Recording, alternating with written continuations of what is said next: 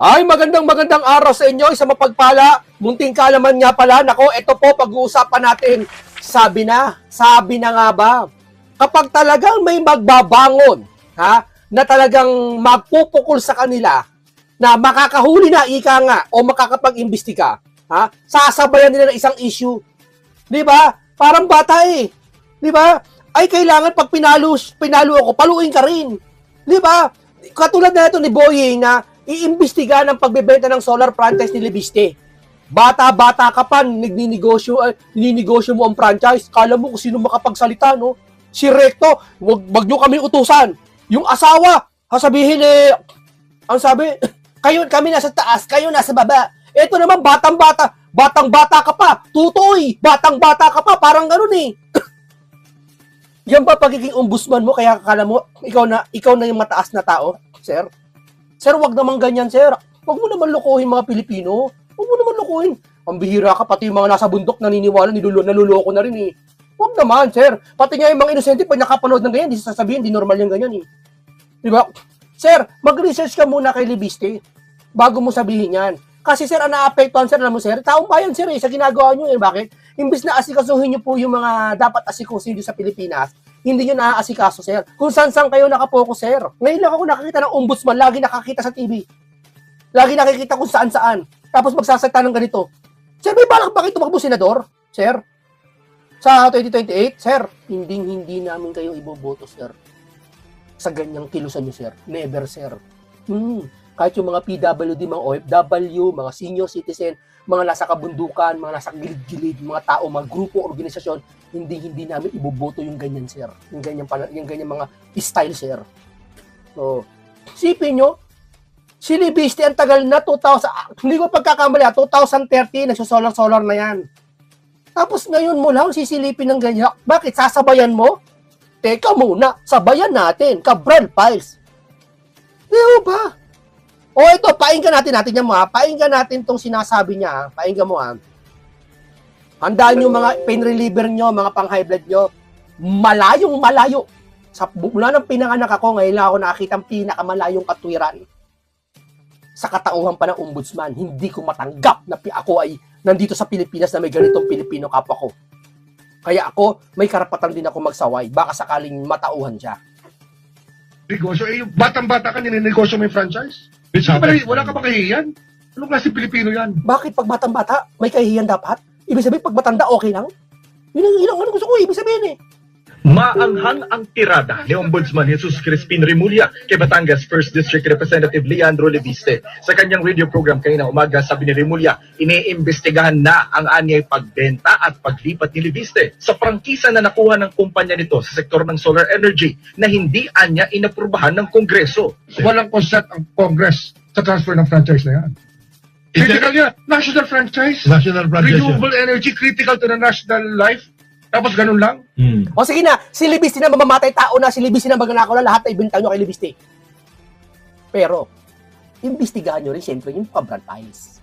Huwag ganyan, sir. Pambira naman, oh. Hindi, alam mo naramdaman namin, sir, buong Pilipinas, sir. Buong Pilipinas, ha, OFW, lahat ng senior citizen, mga PWD, lahat ng normal. Alam mo naramdaman namin, sir? Naramdaman namin?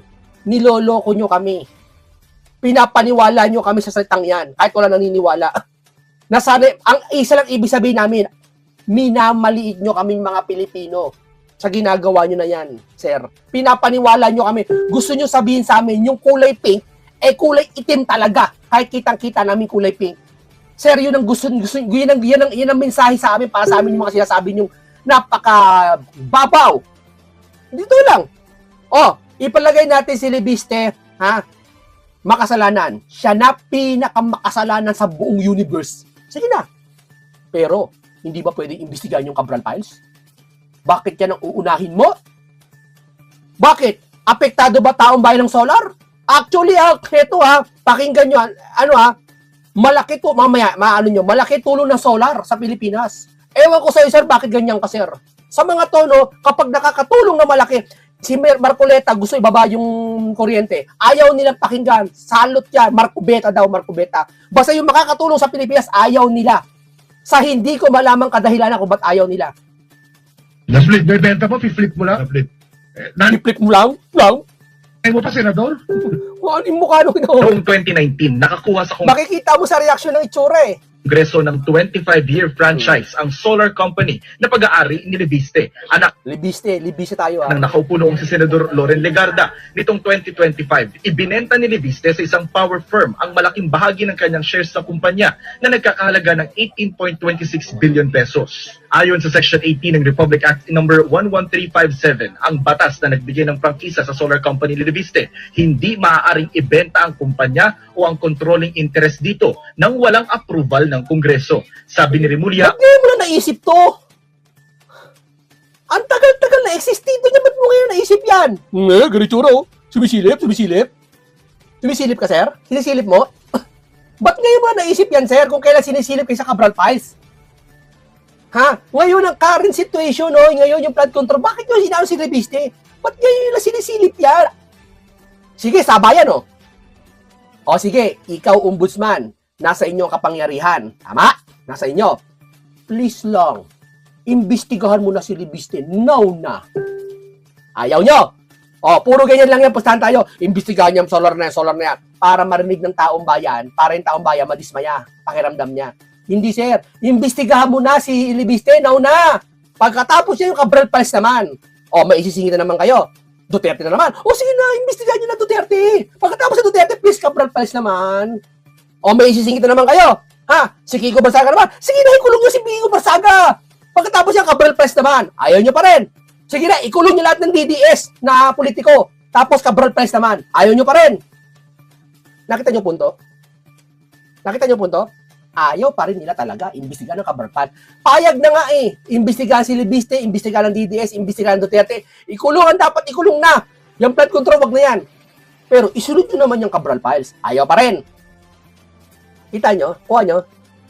Yeah? Kaya pag ako may nakasagutan ako, na loyalista, ikaw, DDS ka, munting kaalaman. O sige na, DDS na ako. O, tama ba si Duterte? Ano, kurakot? Nagpepentam, yung sabu daw, nagtitek din ng gamot? O, sige na, adil si Duterte. O, namamatay tao si Duterte. O, di ba? O, tinanggap mo rin. O, lahat, di ba, masama Duterte? O, masama Duterte. Hindi makajos. O, hindi makajos ang Duterte. Tapos, ako naman, imbisiga mong Cabral Files, ayaw pa rin. Di ba? Ganyan yung mga yan. Kahit tanggapin mo, may kasalanan ka, at sila naman ayaw nila.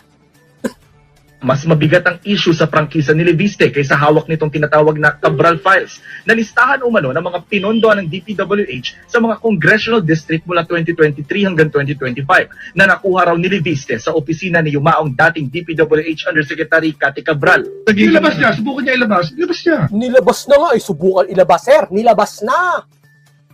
Dapat, nilabas nyo rin sa inyo, pinagbangga. Tama, mali. Naglabas ito ng isang halimbawa ito, no? Sample lang kita, ha?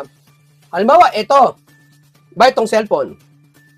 Sabi, peki daw to. Hawak ko. Paano malalaman peki to? Ilabas mo yung tunay pagbabanggay natin. Hindi ako lang.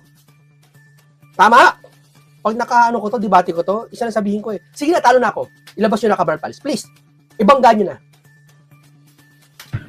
Tingnan natin the document he got when Cabral was alive. It's not the same document as when he is dead already. Because just about it authenticated. This is Congressman Irrelevant na yun. Irrelevant na yun. Sir, alam namin makapangyarihan ka, huwag mong gamitin yung power mo para paniwalain ng Pilipino na irrelevant yun. No? Parang walang pinagkaiba sa bata eh. Yung bata. Naglalakad. Ha? Nasugatan. Oh, papasok ang trend dyan, lalabas ang trend dyan. Takot yung bata, umiyak eh. Napaniwala niya eh. Nakakala ng bata, lalabas yung sisig pare dyan. Di ba ganun bata, lalabas ang trend dyan sa sugat mo.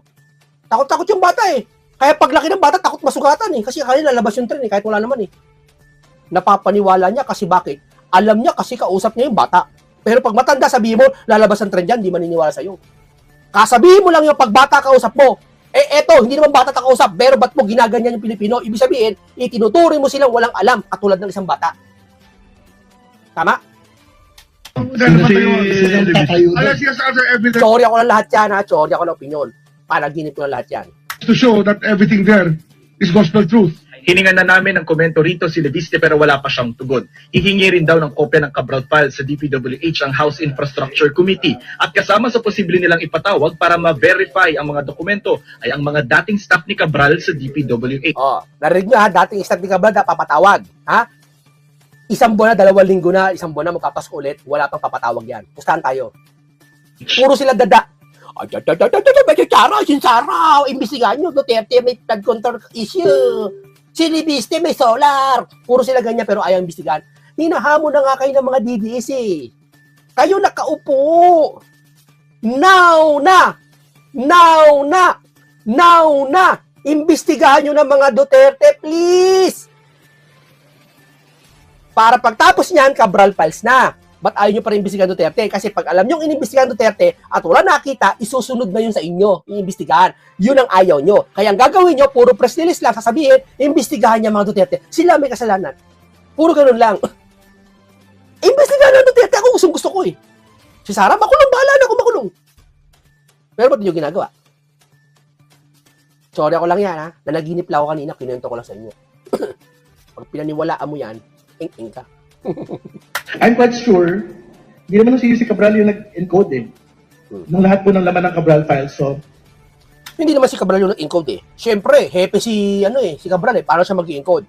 Pero sir, yung bang mga Cabral files sir, ikaw ba naman, first time ka nakakita sa buong mundo na in-encode yung mga files, nagkamali lahat? Page by page? Halimbawa, Biblia. Encode mo lahat yung Biblia. Naniniwala ako may mga mali doon siguro, error, 1 lang, 2, 10, pero lahat mali. How? Minamali nyo sa salita. each and every member of the staff. Nakita niyo yung tone ng boss nila, para ilagan sila, no? Hindi sila pure, hindi sila organic. Naku, wala kang tinatago. Ha? Lahat, sige, ilitaw lahat yan. Ngayon din, bago magpasko, ilitaw lahat ng Cabral files. Yung namatay si Cabral, ng 19 ng December, ha? 19 ng December, 21 dapat nilabas na yung Cabral files, eh. Ngayon, wala, eh. Kayo na humatol, sige nga. Oh, bago tayo magpatuloy, isang like, isang subscribe dyan, at ilagay nyo, naniniwala ba kayo sa mga pinagsasabi ng mga to? Lalo si Boying. Ilagay nyo nga dyan kung naniniwala kayo. No, nung pong planning service can in fact be invited and asked for their positions on the matter. Dagdag ni Ridon, agad-agad nang babalik ang investigasyon ng Komite sa Anomalya sa Flood Control Projects sakaling buwagin na ng tuluyan ng Independent Commission for Infrastructure. Para sa Malang. Ito, maiwan na natin yan, ha? Alam mo, talaga, ano yan eh, doon, ito, katulad nito. Kumbaga parang dito, hinamon niya ni, ng debate ni Lebiste ito eh. I-search ko ha, Lebiste. Parang hinamon niya ng debate eh. Ito, tingnan mo ha. Ayan o. Parang hinamon niya ng debate itong eh. Hindi ko alam kung sino hinamon niya ng debate. Ayan o. Bibigyan ko kayo 2 linggo para sabihin ng lahat. Sasagutin ko lahat ng pagbubukas ng Kongreso January 26. Kumbaga dito, pag may papalag, debate ito eh. Lakas ng lobo. Tapos sasabihin ng mga vlogger ng BBM, saka ng mga loyalista, ay ng mga dilawan, alam mo sasabihin nila? Ha? Tulad, sabi ko nga, tatype sila, keyboard warrior eh. Kaya pala maingay si Libiste kasi may tinatago. Ikaw ba pag nagtatago ka ng tago-taguan, maingay ka? Sagot. Hindi. Halimbawa, nagtatago ka tago-tago nung bata ka, nagano ko. Dati bata ako, naalala ko eh. Nagtatago ako sa may uso pa yung mga bakanteng lote. Wala pa masyadong lupang buwibili. Uso pa yung maraming bakanteng lote. Tatago ako sa may parang damo na nakaangat o sa may nakagapas sa puno, tago ako. Tahimik lang ako eh. Hininga ko eh. Kasi pag sobrang tahimik, yung hininga mo maingay din eh. Lalo gaya ng takbuhan, hinihingal ka pa. Di ba? Minsan pag yung, di ba? Agano, 1, 2, 3. Pagbilang ko na 10, nakatago na kayo. Tatakbo lahat ya. Di ba? Pagdating mo sa venue, tataguan mo, hinihingal-hingal ka pa. Hindi ka maingay. Bakit? Kasi baka mahuli ka eh. Ha? Kuha nyo logic ko. Bakit nyo sinasabi kaya pala maingay si Lebiste kasi may tinatago? May ganun bang logic? Ang alam ko, tahimik ka pag may tinatago ka. Kasi baka mahalungkat pa yun sa kaingayan mo. Walang pinagkaiba sa nagtatago ka ng mataya-taya. Nagtatago ka, tahimik ka lang kasi pag naingay ka doon, huhulihin ka. Boom! Huli ka. Di ba? Saan nyo nakuha yung logic? Kaya pala maingay ito si Lebiste. Kasi nga, may tinatago pala. Wow, ngayon lang ako nakakita by logic, biblical, medical, scientifical, historical, na kapag maingay pala may tinatago. Unlogic. Dahilan lang, wala na kasi masagot. Ito, alam nyo ba, ito, babasa natin ha, pinakamalaking solar project. Hindi ako may sabi nito, ito. Ito ha. Ano ba, pero, teka muna, ano ba ang, ayan ganda oh. Hindi ko alam kung i-kilibis ito, pero sample lang to ng isang solar. At itong solar to, alam ko para kilibis yan itong kaliwa eh. Hindi ko sigurado ha. Pero babasahin natin para malaman nyo, ma-detect nyo kung paano, para alam nyo kung saan si-search. Dito muna tayo sa, sinearch ko si Libiste kung ano. Ito, basahin mo natin si Libiste. Ito, ang alam ko kung sino si Libiste at anong solar business niya. Tinanong ko sa ChatGPT. Si Leandro Libiste ay isang Pilipino entrepreneur at politiko at ipinanganak noong 1993. Nagtayo ng Solar Philippines noong 2013. 2013 pa. Isang kumpanya ng solar energy, renewable energy na layuning gawin mas mura at accessible ang kuryente sa bansa gamit ang enerhiya mula sa araw. Ano ang solar ni Libiste? Solar Philippines, isang kumpanya na gumagawa ng mga at nagpapatakbo ng mga proyektong enerhiya mula sa solar power, kuryente mula sa araw para sa komunidad grid sa Pilipinas. Importanteng facts, itinatag niya ang solar noong 2013 at ito ay lumaki bilang isa sa pinakamalaking solar energy developers sa Southeast Asia. Layunin ng kumpanya na magbigay na mas maabot kayang kuryente at solusyon, energy poverty sa Pilipinas. Aba, sabi ng mga loyalista, Libiste, magkano binayad sa'yo ni Sarah? Sarah? Si Sarah? Gusto mo bilhin ni Libiste buong Pindanao? Buong Davao? Huwag mo ikukumpara. Magkano daw binayad ni Sarah? Ito pa. Ang isa sa mga malaking proyekto ay ang Terra Solar Project, 3,500 megawatts solar plus battery storage sa Bulacan at Nueva Ecija na inaasa maging isa sa pinakamalaki sa mundo. Walang niya. Si Libiste mismo ay naging chairman CEO ng Solar Philippines at ng SP New Energy Corp, SPNet, sa bahagi ng corporate group para sa solar plants. Di ba? Ano ba ang solar? Mas murang kuryente. Walang binibiling gasolina o coal. Kapag naitayo, mas mababa ang gastos sa produksyon kuryente. Mapapaganda Pilipinas. Posibleng bumaba sa singil ng kuryente. Mapapaganda sa Pilipinas. Mas independent ang Pilipinas. Hindi masyadong aasa sa imported oil, coal at gas. Mapapaganda Pilipinas. Mas ligtas ang bansa laban sa oil price at global crisis. Mapapaganda Pilipinas. Mas malinis ang kapaligiran. Walang usok, walang carbon emission, walang pollution, climate change, mas healthy para sa tao, kalikasan. Mapapaganda ang Pilipinas. Isa pa. Trabaho, negosyo. Lumili ka ng libo-libong trabaho. Engineers, technician, construction. Nagbubukas ng local industry ng renewable energy. Mapapaganda Pilipinas. Biruin mo ang daming trabaho mabibigyan. Yun lang tagapunas ka ng bakal ng solar eh. Trabaho na yun eh. Di ba? Trabaho na yun. Magkano sahod doon? Baka 20,000 to 15,000 yun. Kailangan, ano ka doon? May alam ka doon. Engineer ka doon o ano ka. Mas stable ang supply ng kuryente. Kapag battery storage, may kuryente kahit gabi o brownout, nakakatulong mga probinsya na malayong lugar. Mapapaganda ang Pilipinas. Pero, anong sabi ni Boying? Anong sabi niya? Ito, basahin natin anong sabi niya. Anong sabi ni Boying? Anong sabi niya? Balikan natin kanina, pasensya na kaya. Babalikan ko lang kanina. To. Boying Rimulya, iimbestiga ng pagbebenta ng solar franchise ni Libiste. Mapapaganda Pilipinas o hindi? Sa gagawin niya. Yan. Bakit nagtataka ako kapag papunta na sa tinutukoy at si Libiste, sinisilip niya, irrelevant daw yung files ni Libiste. Sir, tanong ko lang sa'yo, may sinabi bang masama si Libiste para sa'yo o sa inyo? Bakit defensive kayo? Ano ba laman ng Cabral Files? Lalo tuloy nagkaka-interest ang taong bayan sa Cabral Files? Sir, kasi kung talagang wala yan kay Libiste, makikisa ka pa, ombudsman ka pa naman. Makikisa si BBM, halika, patingin sa opisina ko, bakit parang si Libiste ginagawa niya ng kakaiba? Parang ang sama-sama ni Libiste? Pati yung mga ibang tao na gustong paniwala niya, napapaniwala tuloy. Hindi ho ba? Bakit naman ganun, sir? Huwag naman ganun, sir. Huwag naman kami lokohin, sir. Nakikiusap kami, sir, kahit sinasahuran namin kayo, sir, oh. Di ba yun ang maubos yung kakasahod namin sa inyo? Huwag nyo naman kaming ganyanin. Payag na nga kami, inaapi kami, gaganyanin mo pa kami. Huwag naman. Di ba? O ano? Anong sabi? Pinakamalaking proyekto solar sa mundo nagsisimula na sa Pilipinas ayon sa SPNEC. O ito. Maynila, sinimula ng SP Energy Corporation, pinakamalaking proyekto sa mundo sa Pilipinas ayon sa ulat noong Lunes.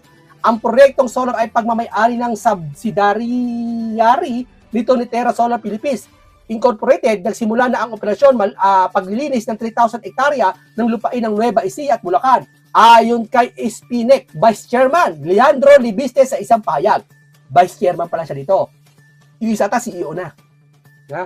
Mahigit 5 million solar panel ilagay nagsisimula sa konstruksyon. I-connection proyekto pambabansang grid, dagdag ni Libiste. Ganda oh. Ang ganda ng layunin ng solar.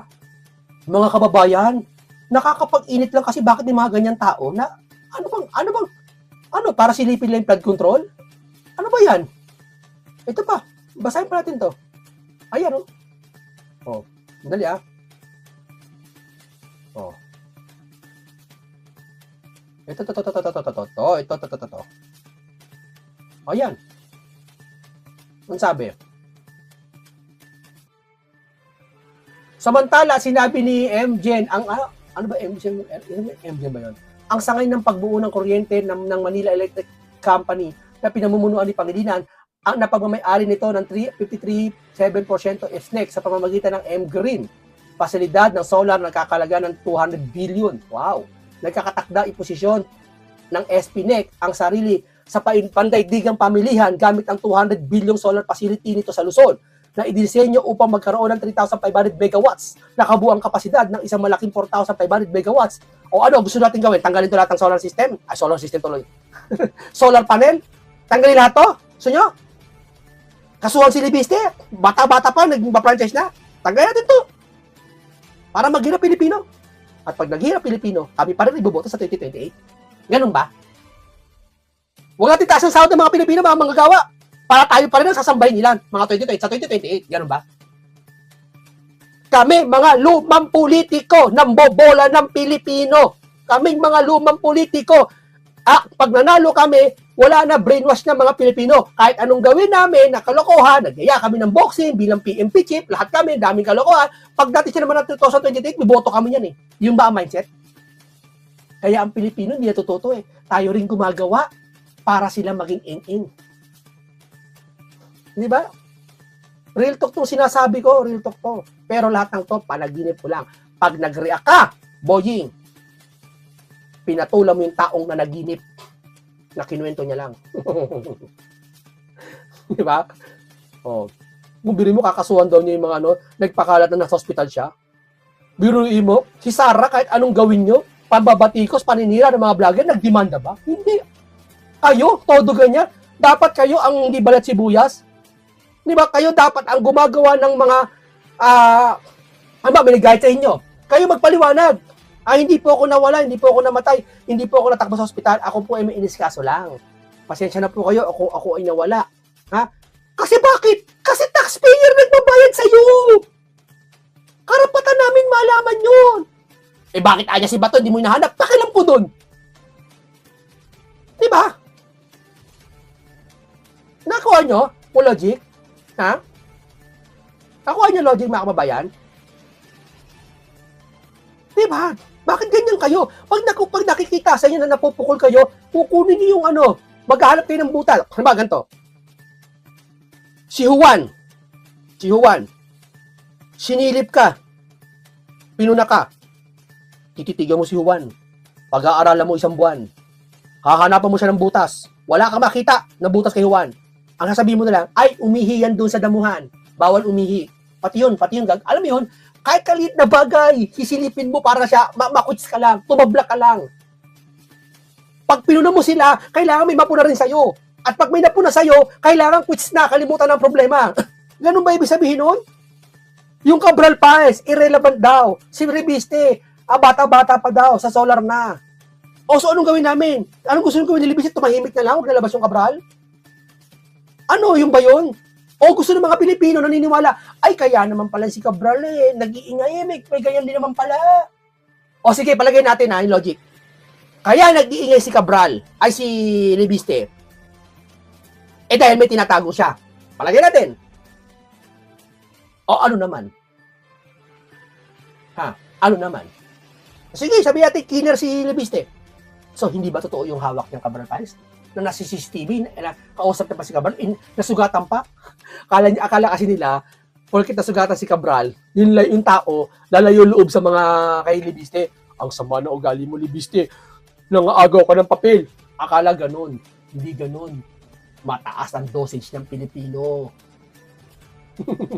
Akala nila napahamak sila sa sariling video nila. Akala nila masisira si Libiste sa video yung pinalabas nila. Hindi nila alam yung pa ang gagamitin ni Libiste para ebidensya na talagang kay Cabral yung hawak niya. At talagang kay Cabral yung may CCTV, ang lusot na lang irrelevant daw. At para wala talaga magawa, ano kayang iisipin natin para kay Libiste na hindi na malabas to? Alam ko na. Silipin natin yung solar niya. Okay, sige. Libiste, go. Ipasilip mo yung solar mo. Tapos noon, and then, isunod na yung Cabral Files. Ayaw pa rin. Ang tagal na eh. Ayaw nyo ibangga yung kay Cabral. Hindi pa doon nilabas. Pag nilabas ni Libiste yung Cabral Files, ilabas nyo rin yung nasa DPWH. Ganun lang kasimple yun. Ganun lang. Bakit kami nagkakaganito? Hindi kasi kami makapaniwala na nagbabayad kami buwan-buwan ng tax para ipasahod lang sa inyo at tapos yung gusto namin hindi nasusunod. Di ba? Yun ang pinaka nakaka-insulto sa amin. Wala kaming pakialam. Kung Duterte, loyalista, Pinklawan, ang laban na to kung sino makatuklas ng flood control na makapag-ambag man lang. Isa doon si Libiste na makakapag-ambag sana. Kaso binabaliwala nyo. Ito solar na naman nun. O ngayon, ang pag-uusap na to, binigyan natin ng solar kung ano ang solar. Common sense na lang eh. Yun nga lang sa kapitbahay ko, nagtayo siya ng isang, binili ata sa online shop. Ha? Ang bili daw niya doon, 4,500. Ha? In-screw niya lang sa poste, biruin mo, pag gabi, pag dumadaan ka, umiilaw na siya. Libreng kuryente, lakas ng ilaw. Oh. Ang lakas. Oo. Pag umaraw sa tanghali, na-charge yun. Tapos, sa bakura niya, naglagay siya ng mga ilaw na solar. Biruin mo, yun lang yun, ang laking bagay sa kanya. Yeah. Tapos, ang nilalagay niya solar ngayon, nilagay niya ng tali, pag tali, yung cordon. Para ilaw niya sa bahay, solar din. Yung binabayaran daw niya sa kuryente dati, monthly 1.9. Alam mo magkano na lang? 1.4 na lang. Nabawasan ng 500. Dahil dun sa solar. Biruin mo nabibili lang sa online shop yun What if pa kaya kung ito? Yung solar na to ni Libiste. Nakatulong, di ko alam kung ano ba siya dyan. Yan ba ibinila niya, pinapranchise siya. Basta nakakatulong sa Pilipinas. Walang pinagkaibendo sa ginawa ni Senator Marcoleta dun sa ambassador ng China. Ikaan niya, Marcoleta, tuta ka ng China. Maki-China ka. Kung yun ikagaganda ng Pilipinas bakit hindi? Kokontra sila. Kasi bakit? Baka kasi pumogi si Marcoleta at baka pumogi si Libiste at baka 2028 makalaban nila, talunin sila. Yun na nasa isip nila. Tapos pag in-interview mo sila, hindi kami naman politika. Pero ayon sa ina-act nila, yung kinikilos nila, ganun ang lumilitaw. Tandaan mo, ang pusa hindi sasalita, ang aso hindi nakapagsasalita, pero alam mo, pag gutom sila. What if pa kaya tao, nagsasalita na? Sa tingin mo, hindi kami niloloko ng mga to? Nakuha niyo punto ko, mga kababayan? Nakuha niyo? Yeah. Ang gusto ko lang, ibig sabihin ko lang, sana man lang, sana, tigilan muna yung away. Pag may lumitaw kung sino mang ahensya ng gobyerno o sino mang makapag-aambag, makapagsasabi, alam niyo ba sa itang transparency? Kahit si Sara, o si Duterte, o sino man, kahit nanay ko, sangkot sa gantong flood control, papayag ako iupo dyan. Kung yun ang hinihingi at yun ang nakikita ng mga ebidensya, itinuturo, paupuin dyan, imbestigahan. Hindi yung sasabihin, walang investigasyon, Blue Ribbon, isa na lang ang member, wala na. Hindi totoo yan, sinungaling yan. Sasabihin po, Libiste file. Imbis na Cabral Files, Libiste file. Pag sinabi kasi Libiste file, si Libiste ang gumawa. Ibig sabihin, kinuha kay Cabral ni Libiste, inedit. Gawa-gawa lang. Tapos lalabas si Libiste ng ganyang araw-araw papa-interview. Eh hanggang ngayon nga, si Bis nasaan? Si Libiste, post ng post araw-araw. Araw-araw nag-iimbestiga, araw-araw nag-social media, araw-araw nasa mainstream media, ini-interview na iba't iba. Yung ba may tinatago? Ganun na ba sa inyo mga vlogger ang may tinatago? Ang alam ko pag may tinatago, kung maingay, huwag na paalala sa kanya. Huwag mo ipakita, huwag ka na magpakita sa kanya. Pag nakita ka niyan, maaalala niya pa yung galit niya sa'yo. Huwag ka na magpakita, tahimik ka na. Di ba dapat ganoon? Hindi nag-iingay si Libiste, nangangalampag eh. Ibig sabihin, wala siyang tinatago. Kaya hindi bagay sabihin ng mga vlogger na kaya pala nag-iingay kasi may tinatago. Tuturuan ko kayo. Wala sa planetang Earth yan. Nasa ibang planeta yan. Doon sa Jupiter. Di ba mga kababayan? Ang lahat ng to palaginip ko lang.